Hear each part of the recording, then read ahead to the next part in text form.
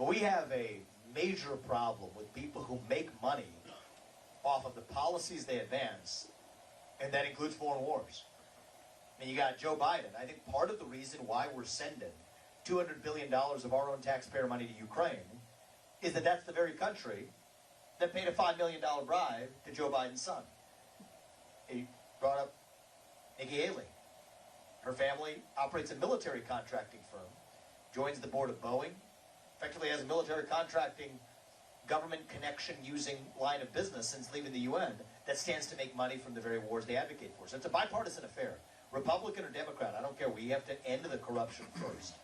I think the other thing is we got to wake up to the reality that we don't have the luxury to be pontificating about which foreign war we're doing in some battle versus good versus evil.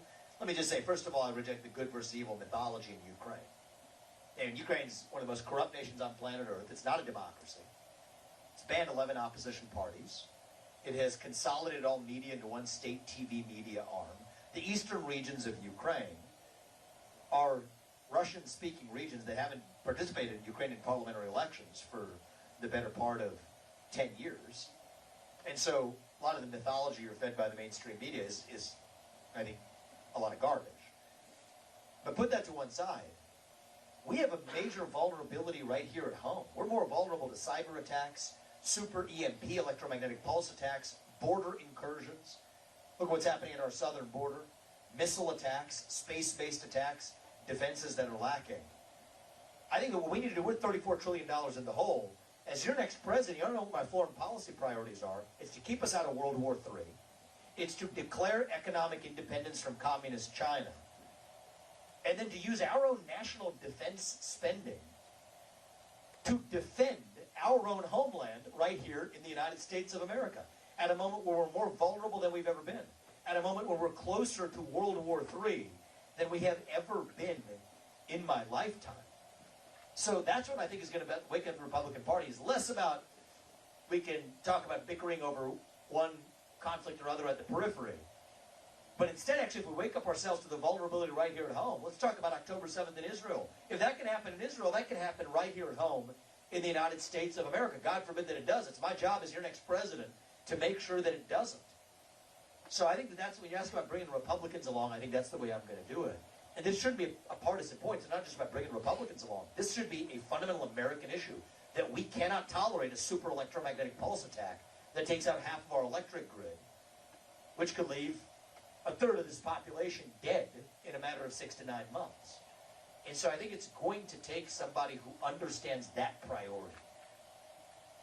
As a father, my obligation is to my family, and I will not be shaken in that. As your next president, my moral obligation is to you, the citizens of this country, not another one. A lot of young people in the room.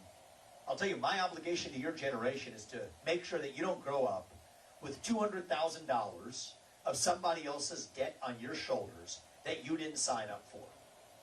And equally importantly, that you don't have somebody else's gun over your shoulder fighting somebody else's war in somebody else's trench when we're closer to World War III than we've been in my lifetime. The 2 wars in Iraq and Afghanistan. Sometimes if you make mistakes, we're human beings. We're fallen. We're always going to, we're a nation founded on ideals. We're always going to fall short of them, but we've got to learn from that. Those 2 wars accumulated $7 trillion of our national debt, and we sent tens of thousands of our sons and daughters to go die. 20 years later, the Taliban is still in charge in Afghanistan, and Iraq is a more broken country than when we first showed up. So I refuse to make those same mistakes again. And to the contrary, I'm focused on protecting our own homeland and fighting our national debt in this country. I'm happy to also address how I'm going to do that. It relates to our national security. $34 trillion in national debt. How do we address it without cutting Social Security and Medicare? Much of the Republican Party wants to cut your Social Security, cut your veterans' benefits, and fork over more money so some kleptocrat in Ukraine buys that bigger house. Here's how we're actually going to address this in a manner that doesn't cut your Social Security, but is a pragmatic plan for buying down our national debt. Get the oil and natural gas out from underneath our ground and sell it. That instantly buys down about $8 trillion of our national debt. Go to the next step. Avoid the foreign wars. $7 trillion. Don't roll that over in places like Ukraine. End foreign aid to any country whose national debt per person is less than ours, and then slash 75% of the federal bureaucracy. And I don't mean that figuratively, I mean it literally. On day one, we're going to start with 50% across the board, 75% mass firing by the end of my first term. This is how you put the interests of our country first. And I think that the good news is, the fact that isn't just a traditional Republican vision necessarily, says that I think 80% of this country agrees with that view. I think half, 20% are people who may not have learned those ideals in the first place who are coming along too. And so I think with that vision of actually taking America first to the next level, it's bigger than black versus white or red versus blue, I'll be able to deliver you a landslide in this general election. And this can't be another one of those 50.1 tug-of-war elections. We're skating on thin ice. This has to be a moral mandate. This has to be a landslide like what Ronald Reagan delivered in 1980. That's what I'm delivering you as your next president. That's my duty to you. And if we get that right, then, you know, a landslide minus some shenanigans is still a victory. That's some real talk there. Once we're in, we're going to fix the election system. Single-day voting on Election Day as a national holiday with paper ballots, government-issued voter ID to match the voter file, and English as the sole language that appears on a ballot. That's not too much to ask. But the way we're going to do this is make sure we restore the mission and purpose of our military and our national defense to defend our own homeland.